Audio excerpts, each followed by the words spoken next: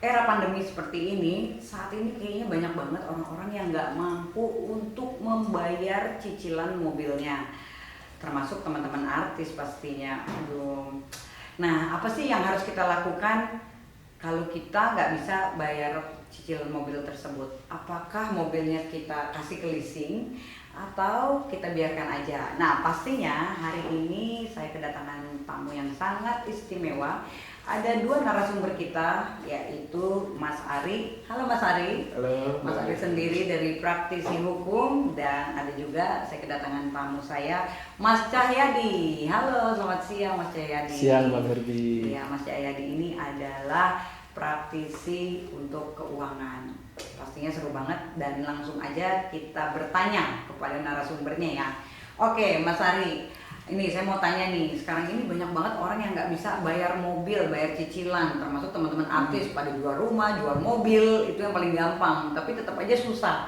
Apalagi yang namanya jual mobil di leasing dan cicilannya masih banyak kan, misalnya masih lama tempo. Nunggaknya masih lama. Nunggaknya masih lama, masih 3 tahun lagi, itu kan pasti, waduh, kebingungan. Apa langkah-langkahnya?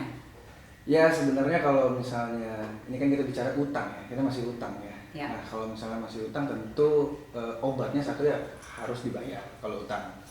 Makanya ya kita lihat juga dalam era pandemi seperti ini banyak juga yang kesusahan. Sebenarnya tidak menutup kemungkinan untuk orang-orang yang sedang menyicil ini untuk negosiasi ulang sebenarnya. Kita negosiasi ulang, datang ke leasingnya, menyampaikan keadaan keuangan kita tentunya ya.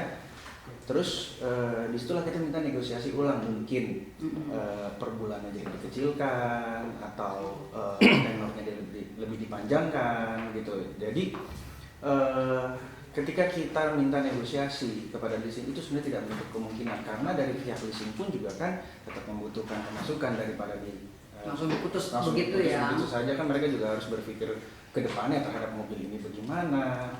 Nah, kira-kira begitu sih. Masih ada kemungkinan untuk negosiasi. Untuk negosiasi. Jadi kita nggak usah takut untuk langsung datang aja. Karena dengan kita nggak datang malah itu banyak banget nanti kemungkinan yang kurang baik ya pastinya ya. Iya, nah kemungkinan yang kurang baik itu kita datang menunjukkan itikat baik kita. Betul. Ya, kalau di hukum tuh itikat baik itu. Itikat baiknya yang akan dinilai ketika kita hadir. Oke, kalau untuk praktisi keuangan sendiri nih, untuk Mas Cahyadi, seperti apa nih keuangan saat ini? Kan sekarang aduh udah semua orang udah habis semua tabungannya. Gimana Mas Cahyadi?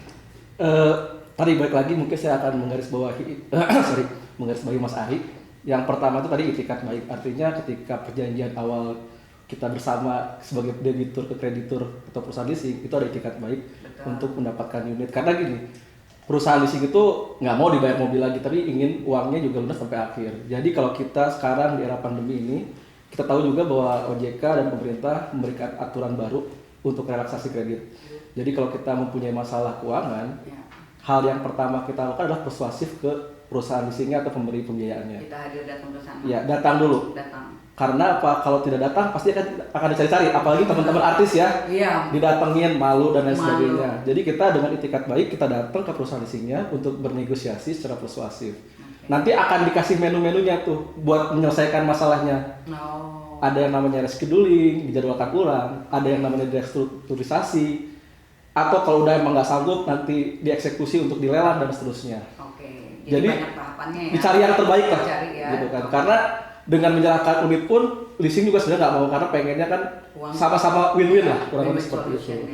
Oke, baik. Berarti itu solusi yang terbaik ya. Kurang lebih ada 3 jalan keluar yang mungkin nanti teman-teman bisa langsung negosiasi kira-kira dipilihnya yang mana sih gitu ya dari ketiga tersebut. Oke, baik. Nah, ini ada pertanyaan yang kedua untuk Mas Ari dulu nih. Aku mau tanya, bagaimana sih kalau leasing melakukan pemaksaan untuk menarik kendaraan? Dan apakah kalau kita kembalikan mobilnya otomatis hutang kita udah lunas? Itu gimana Mas Ari? Nah, tadi sudah disampaikan juga nih kalau misalnya terkait dengan pembayaran leasing yang mandek gitu ya. Itu sebenarnya ada cara-cara yang tadi sudah sempat sampaikan, eksekusi. Dieksekusi apa sih eksekusi? Karena pada dasarnya leasing itu kan kita penjaminan fidusia sebenarnya. Itu perjanjian fidusia yang mana ada tata cara hukumnya sebenarnya. Nggak bisa langsung begitu saja biasanya mohon maaf ada debt collector Iya, misalnya datang kan datang. badannya gede-gede gegap gempita begitu kan kita ngeri juga gitu kan. Betul. Ketakutan kita kasih. Langsung. Sebenarnya nggak mesti harus begitu Nah. gitu loh.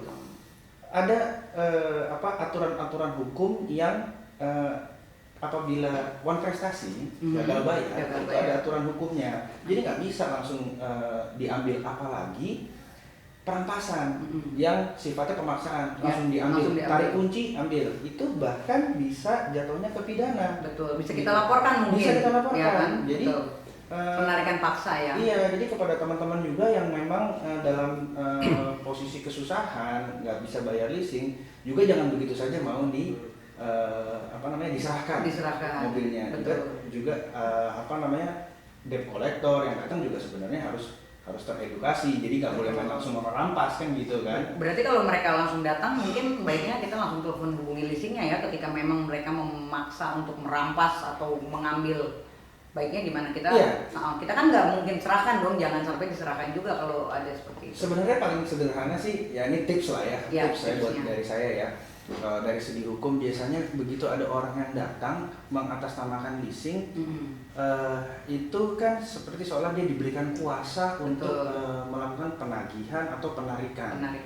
Biasanya kita minta dulu, boleh dong ya surat kuasanya dong. Betul. Gitu kan. Ya. Bener nggak sih Bapak dari perusahaan leasing ABC gitu kan? Kita lihat dulu secara normatifnya gitu ya. Ya. Kalau dia nggak bisa menunjukkan siapa diri dia sebenarnya, Betul. nggak usah diajak ngobrol juga, nggak masalah. Betul. Baiknya Gitu. kita usir aja kalau perlu, karena Aduh, bahaya juga iya, ya. aduh Pak, maaf Pak, kayaknya Iya. Bapak bukan orang yang berhak atau Berhak, berwenang untuk betul. bahkan menyampaikan penagihan itu. Itu jangan sampai kita ladenin, itu bahaya. Jadi Betul. tips dari saya itu yang pertama kita lihat dulu Ada surat kuasanya. surat dulu. kuasanya atau surat tugas Surat biasanya. tugas, ya. Gitu, barulah kita bicara ke depannya. Betul. Oke, Bapak benar dari ini. Kita ngobrol dulu Pak, negosiasi dulu begini karena nanti yang memutuskan juga bukan dia. Iya. Yang memutuskan itu nanti leasingnya. Betul. Gitu. Oke. Kalau untuk Mas Cahyadi nih, gimana Mas Cahyadi? Kalau leasing melakukan pemaksaan untuk menarik kendaraan, dan apakah kalau kita kembalikan mobilnya otomatis hutang kita sudah lunas? Oke. Yang pertama, kita sebagai kreditur harus tahu hak dan kewajiban kita dulu yang pertama ya. Ketika kita akad kredit harus tahu. Nah, tadi gimana kalau kita diambil paksa sama leasing? Kalau kita ngomong perusahaannya secara aturan good corporate governance-nya harusnya nggak boleh. Ya. Jadi yang pertama kita lakukan apa? Jangan reaktif. Ya kan? Kalau diambil paksa di tengah jalan, kasihin aja mobilnya daripada nyawa misalnya gitu kan. Oh gitu ya? Kasihin aja. Nggak apa-apa Tapi ya? nggak apa-apa. Yang penting catat siapa orang Oke. yang tadi nariknya. Tadi Yang udah dibilang sama Mas Ari, atau surat tugasnya mana apa, catat aja dulu. Karena daripada kita apa-apa membahayakan diri kita sendiri, ngapain? Jangan sampai rebutan di pinggir Betul. jalan gitu ya. Berarti kan nextnya kita harus ngapain nih? Ya. Tadi sempat Mbak Debbie bilang juga Ya. telepon leasingnya dan seterusnya. Yang pertama datangin leasingnya, Ya. minta konfirmasi, Ya. ya kan? Di situ pasti leasing akan punya justifikasi bla bla bla bla gitu kan. Ya. Yang berikutnya apa? Ke polisi. Tadi bisa kena pidana. Karena sudah merampas tadi ya, itu Perampasan, itu betul. harus dilaporkan banget. Atau leasingnya kita bisa gugat perdata. Seperti kalau saya Mas Ari. Ya, misalnya. betul. Leasingnya pun bisa perdata. Pertanyaannya mungkin kayak saya bukan orang hukum nih. Aduh, saya awam nih, gimana? Ada cara berikutnya. Ya. Bisa cari LBH Ya. melalui LBH Ya. atau Yayasan Konsumen, Perlindungan Konsumen Ya. gitu. Itu kalau kita diambil paksa. Jadi Diambil paksa. jangan reaktif, kita harus positif. Yang penting keamanan kita duluan, didulukan. Ya. Betul sekali. Berikutnya ketika setelah ditarik dijual, apakah lunas tadi pertanyaannya, Mbak Ya, Nadia? apakah sudah lunas jatuhnya? Nah, balik pertanyaannya adalah teman-teman harus paham juga ketika kita tanda tangan di kredit ya. Betul. Pasti ada dua pasal sebenarnya yang digarisbawahi. Biasanya ketika saya di cabang akad kredit itu saya akan bacakan berkali-kali ke customer karena kan tebal ya. Banyak banget Dan itu. biasanya di renvo itu tanda tangan. Ya. Jadi ada dua pasal yang penting. Pertama adalah ketika dieksekusi, ketika hasilnya mencukupi, ada kelebihan uang, kreditur harus mengembalikan kepada si debitur. Itu yang pertama. Yang kedua, ketika hasilnya tidak mencukupi, Ya. debitur harus membayar kekurangannya. Artinya dengan ditarik, dilelang, kewajiban belum selesai nih. Ya. Nah, kita harus ngapain nih kita nih? Betul. Apa yang kita lakukan? Pertama, cek minta surat lunasnya, bukti Ya. kita. Ya kan? Kalau emang kurang, kita bayar kalau kita beritikat baik. Betul. Kenapa? Impact-nya kalau kita tidak melakukan itu, suatu hari ketika kita melakukan pinjaman, misalnya ke bank dan lain sebagainya, bisa jadi data kita terekod tidak baik di slip atau di BI lah kalau zaman. Betul, di blacklist. Ya. Nah, dari sisi perusahaan listriknya biasanya udah nggak nagih tuh, tetapi nanti ada di flag tuh. Nama kita ya. Nama kita misalnya lunas dengan diskon atau write off atau hapus buku atau hapus tagih biasanya. Ya. Tapi udah nggak ada penagihan ke kita, jadi tiba-tiba kita ngajuin KPR, tiba-tiba di reject. Ya, tiba-tiba nggak disetujui. Betul. Daripada kita di kemudian hari kayak seperti itu, mendingan di awal kita proaktif.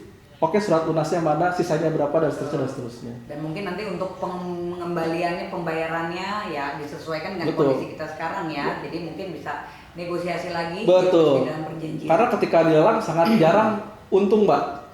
Biasanya rugi banget itu, rugi Betul. besar.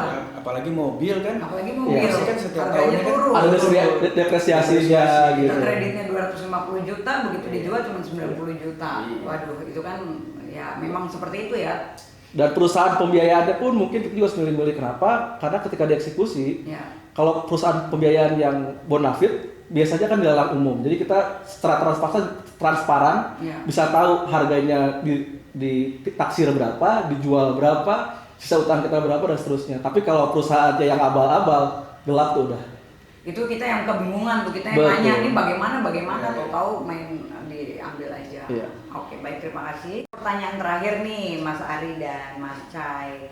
Bagaimana sih seharusnya pihak leasing mengambil langkah atau upaya hukum terhadap orang yang tidak membayar kredit mobilnya? Ya, Oke. silakan. Kalau pertanyaannya langkah atau upaya hukum, Ya. berarti yang diambil juga harus yang sesuai dengan hukumnya. Betul. Nah, tadi kan sudah sempat saya jelaskan dan ditambahin juga sama Om Cahyo nih. Iya. Bisa dilelang atau dieksekusi gitu. Ya. Nah, di awalnya sebenarnya ini kan adalah perbuatan malprestasi nih. Ya. Gitu. Ini adalah perbuatan malprestasi, kemudian melalui perjanjian fidusia, maka harusnya disita dan dilelang, begitu ya Mas ya. Betul. Nah, pada saat dilelang itulah nanti baru ketemu pelunasan atau tidak lunas, karena kan apakah dia menutupi. Betul, dia atau harus tidak. membayar lagi kekurangannya, ya kan? Intinya melalui eksekusi. Eksekusi Eksekusi dulu, fidusianya. baru pelelangan, baru kita bisa tahu Ya. angka-angkanya. Ya, eksekusi fidusia itu memang dengan cara melelang nanti. Betul. Gitu. Nah, cuma sekarang mungkin perlu teman-teman juga terinfokan ya. Kan sekarang ada putusan Mahkamah Konstitusi Ya. terkait dengan Undang-Undang Fidusia. Kalau dulu Undang-Undang Fidusia ini ketika ada orang yang malprestasi gitu, mereka bisa langsung eksekusi. Langsung dieksekusi, langsung dilelang. Langsung dilelang. Gitu. Kalau sekarang nggak bisa langsung, harus Ada prosesnya dulu. Dia harus dinyatakan dulu wan prestasi melalui pengadilan, Oke. terbukti putusannya inkrah, baru kita Melakukan pelelangan. Iya, baru bisa dilelang. Jadi nggak segampang itu. Ketika Makin tambah berat berarti saat ini ya. Iya, artinya nggak segampang itu Wow. ketika orang memprestasi karena nggak bayar kredit, terus langsung diambil terus langsung dilelang, nggak segampang itu sekarang. Dan itu butuh proses mungkin kurang lebih bisa 2-3 bulan, bisa lama lagi ya Mas. Iya, karena kan seseorang itu dinyatakan dulu Betul, benar harus prestasi atau enggak, salah atau enggak, benar dia berhutang atau enggak sih gitu. Betul. Atau bisa jadi dia tidak melakukan pembayaran itu kan karena ada hal-hal tertentu. Betul. Misalnya Ya. ada force major, Betul, misalnya dipecat mungkin. Ya, dalam arti kata di dalam perjanjian itu kan mungkin ada force major ya, yang Cahyo ya. Ya. Nah, di force major itu kan alasan ya saya nggak bisa bilang alasan pembenar, cuma dalam arti kata dia tidak dianggap wan prestasi lah. Ya. Nah, maka dari itu ketika ada orang tidak membayar kredit mobilnya, harus dibuktikan dulu apakah dia ini wan prestasi atau tidak. Begitu dia terbukti wan prestasi, barulah dieksekusi. Dieksekusi. Waduh, berarti ini saat ini nih teman-teman nih harus berpikir ulang ya untuk melakukan kredit mobil untuk mengambil, karena memang apalagi di tengah pandemi ini ya, kayaknya kan semua orang ya finansialnya mungkin lagi banyak banget terganggu. Jadi untuk kedepannya mungkin kita harus bisa lebih hati-hati lagi. Dan untuk itu, kalau untuk Mas Cai sendiri bagaimana nih? Oke. Dari sisi perusahaan pasti dia akan lihat SOP-nya secara proper, dalam artian ketika ada orang yang tidak membayar atau cedera janji, maka yang harus diperhatikan adalah Pertama proses untuk memperingati, biasanya by phone dulu. Oke. Somasi harus dilakukan. Dilakukan juga. SP1, SP2 keluar. Sehingga ketika ada kesepakatan, ada sama-sama etikat baik, biasanya unitnya serahkan, Ya. lalu dieksekusi. Ya. Pertanyaannya adalah gimana kalau si orang ini tidak mau melakukan membalikan, tidak mau dieksekusi kan? Oke, ya. Nah biasanya perusahaan pembiayaan akan ke pengadilan negeri terdekat untuk melaporkan pengeksekusian dari si unit ini. Oke. Kenapa? Karena perjanjiannya kan fidusiar. Ya. Sebenarnya boleh dieksekusi sendiri, tetapi dengan kesepakatan tadi. Kesepakatan Karena dengan bersama. kesepakatan maka dilaporkan ke pengadilan negeri, maka nanti akan ada jurusita dari pengadilan negeri yang mendampingi perusahaan pembiayaan itu untuk mengeksekusi. Oke. Kalau nggak salah begitu sih kalau secara hukumnya mungkin ya. Secara Mungkin hukumnya Mas bagaimana? Ari terang. Ditambahkan mungkin. Ya kalau ke pengadilan mungkin ke domisilinya si tergugat, bukan pengadilan Oke. terdekat. Intinya sih sebenarnya ke pengadilan itu untuk membuktikan dulu apakah si debitur ini debitur ini won prestasi. Ya. Barulah ketika di won prestasi, baru kita laksanakan eksekusinya. Ya. Gitu. Ya yang pasti sih dengan tadi yang dibilang keputusan MK, pastinya perusahaan pembiayaan itu tidak boleh semena-mena. Ya. Betul. Betul. Harus ada kesepakatan, baru bisa melakukan eksekusi. Betul. Nah, oke, itu dia tadi informasi dari narasumber kita yang mungkin sangat berarti nih untuk tips-tipsnya. Ya. Dan hati-hati ketika kita berhutang, mencoba untuk berbijak hati, menghitung kemampuan diri sebelum berhutang. Untuk konsultasi hukum gratis, silakan hubungi kontak yang ada di deskripsi dan jangan lupa like, subscribe, like, dan komen dan share video ini ya. Oke, thank you.